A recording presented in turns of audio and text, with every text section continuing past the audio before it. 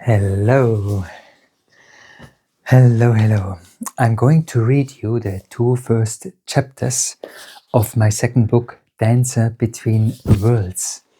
So you get a feeling about the adventure that lie within each human psyche, dimension, body. I hope it is an inspiring story in order to meditate more. Let's see how you resonate. The first chapter, airplane crash. I'm on board a small twin-engine airplane, flying high, surrounded by an endless expanse of sky. Clouds scatter like soft islands in the light.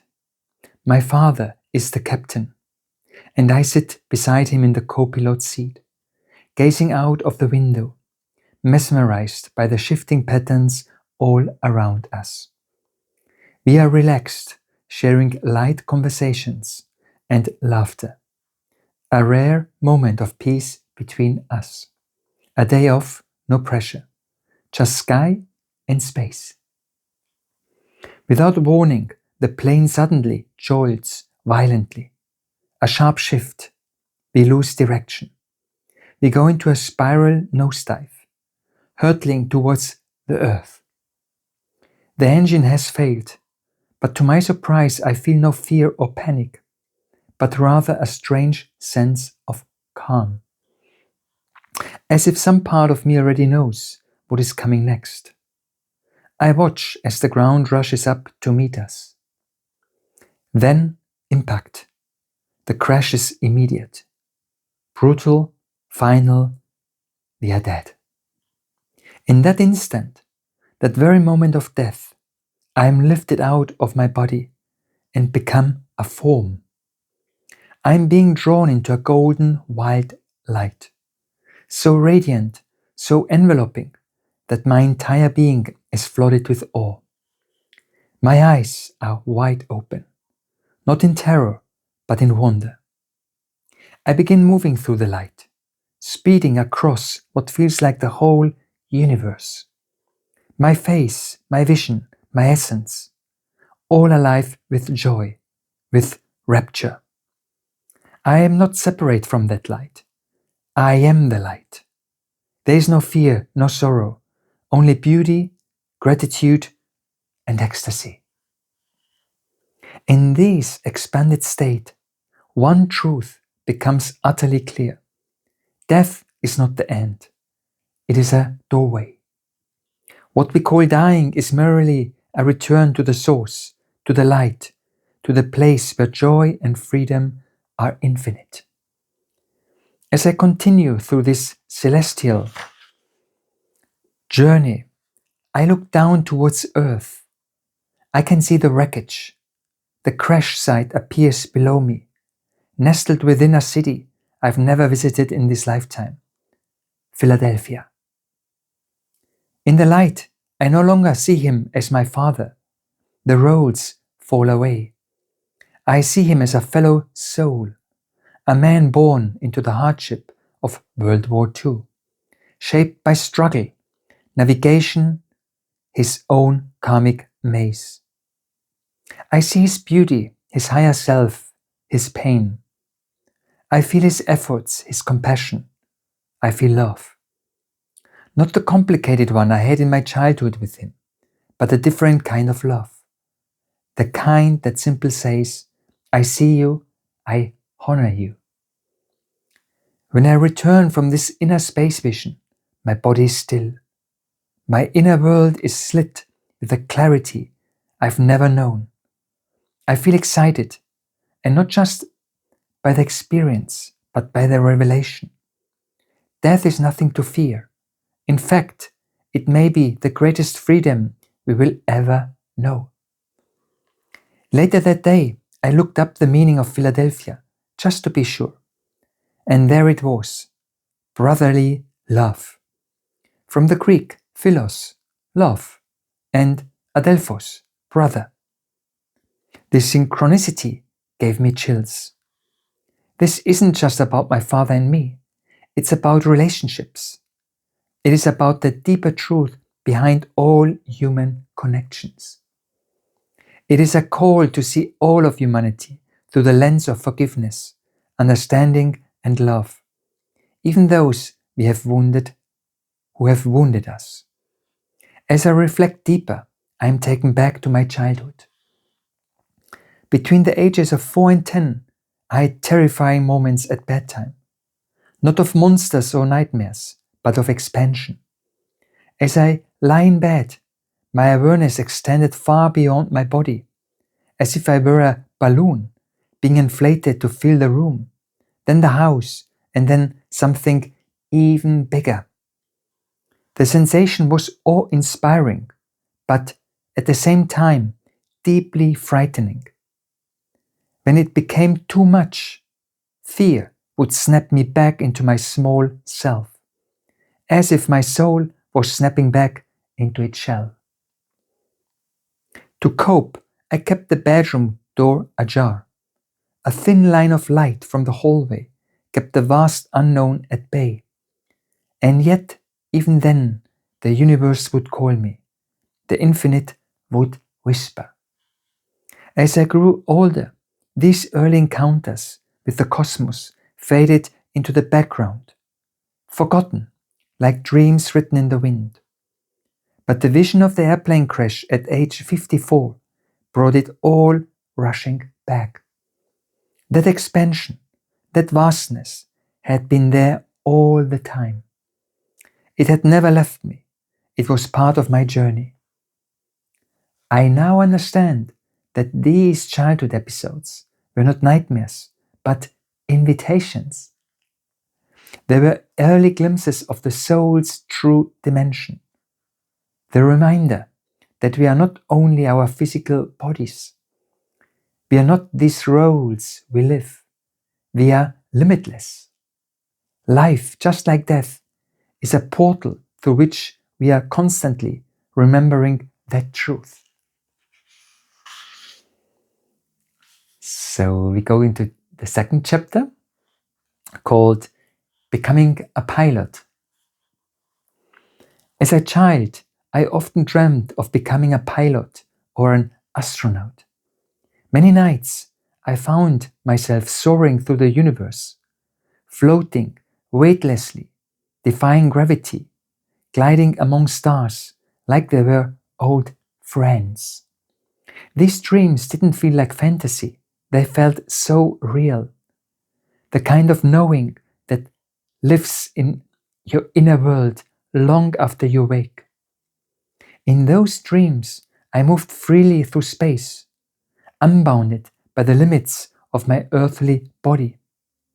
I wasn't just exploring outer space, I was exploring the mystery of existence itself. Even now, I remember those feelings vividly.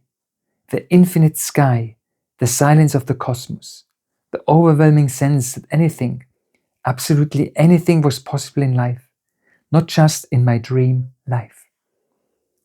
Years later, I would find echoes of this feeling in the words of astrophysicist astrophysicist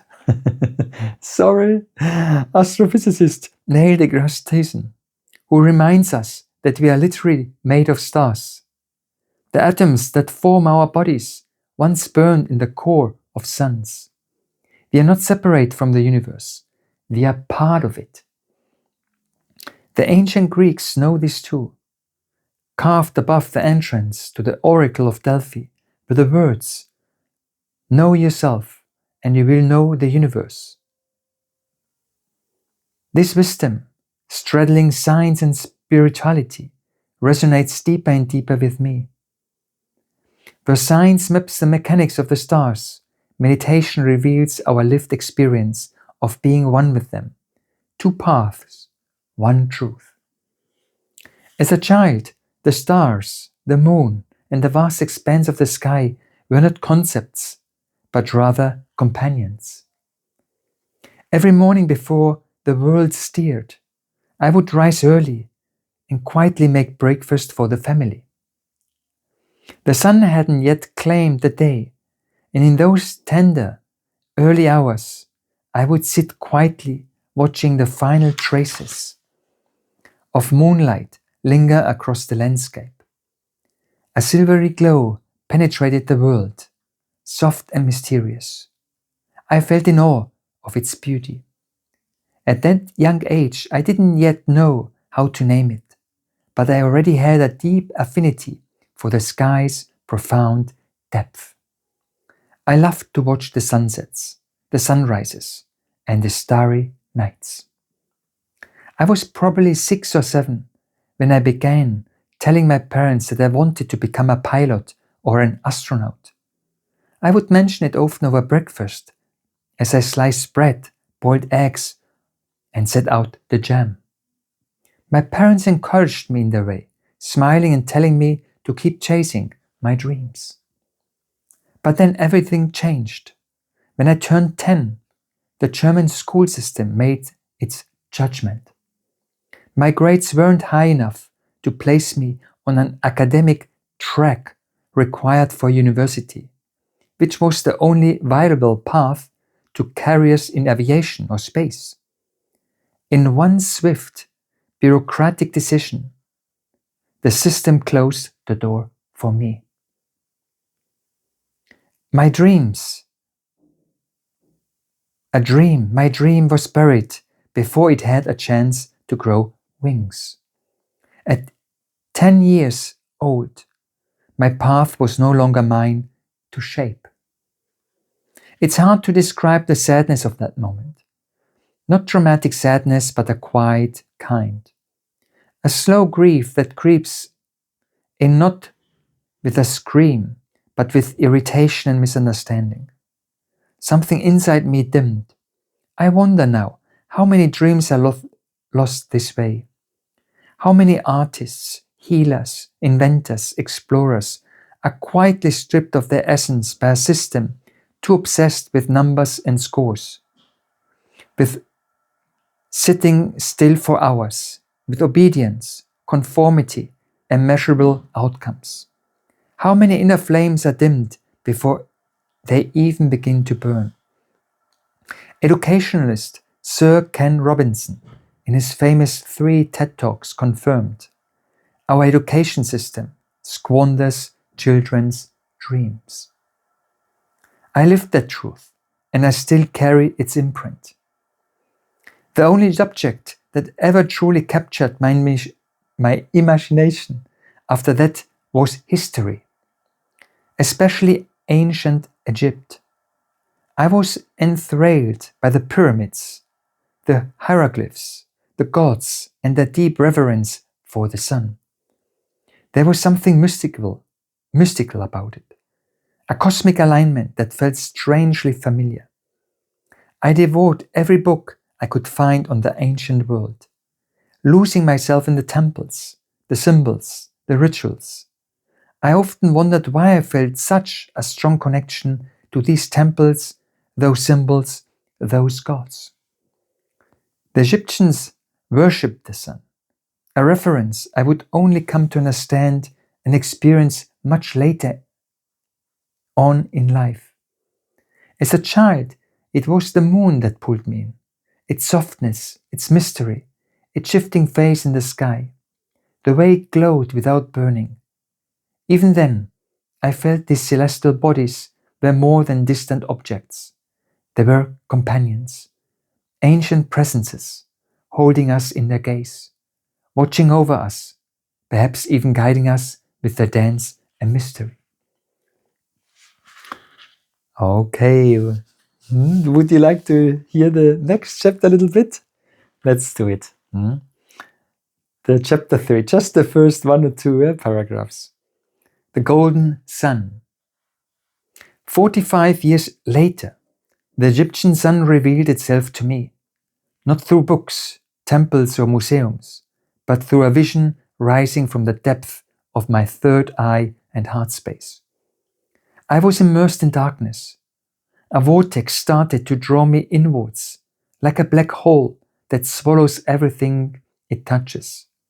My awareness surrendered, moving me beyond thought, and sensation, deeper and deeper into the unseen. And then, from within the blackness, a subtle shimmer began to emerge.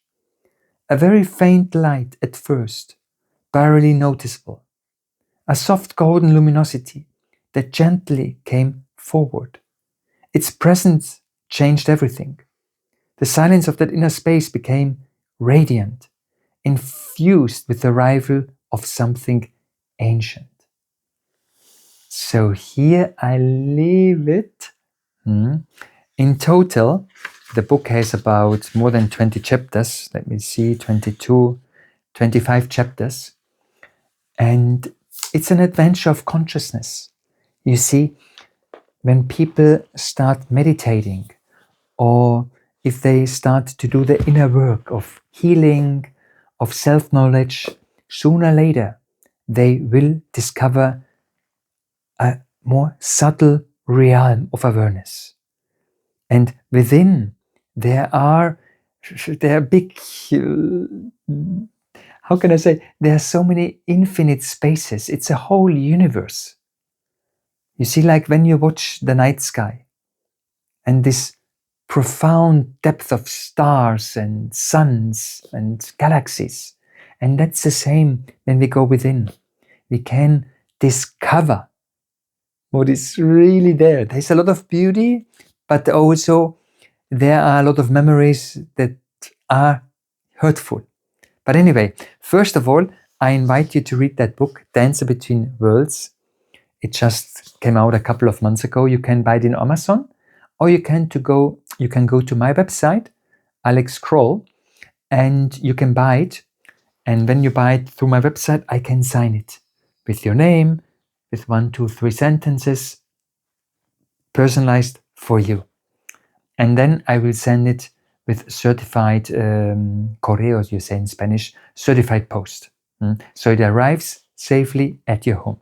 So Dancer Between Worlds in Amazon on my website. Hope you love the story, and see you soon in another video or surprise. Bye.